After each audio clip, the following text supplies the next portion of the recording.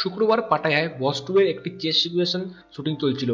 এই দৃশ্যে চলন্ত গাড়ির উপরে জিতে ঝাঁপিয়ে পড়ার কথা ছিল।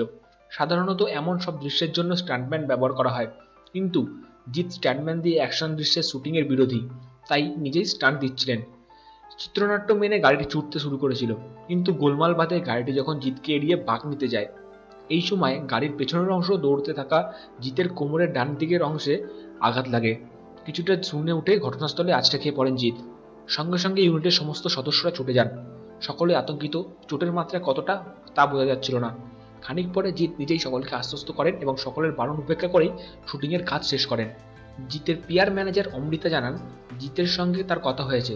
জিত নিজেই জানিয়েছেন তার হিপ অংশে এবং পায়ে চোট আছে, তবে ধীরে ধীরে তিনি সুস্থ হচ্ছেন। চিকিৎসকের কাছেও গিয়েছিলেন জিত। তিনি পরীক্ষা করে দেখেন, জিতকে কিছু ওষুধপত্র দিয়েছেন, তবে চোটের জন্য এখনই দেশে ফিরে যাচ্ছেন না জিত। পিআর ম্যানেজার অমৃতা জানিয়েছেন, শুক্রবারের ঘটনার পর শুটিংয়ে যোগ দিয়েছেন জিত এবং থাইল্যান্ডে তিনি ছবির বাকি কাজ ফিরেই ফিরবেন।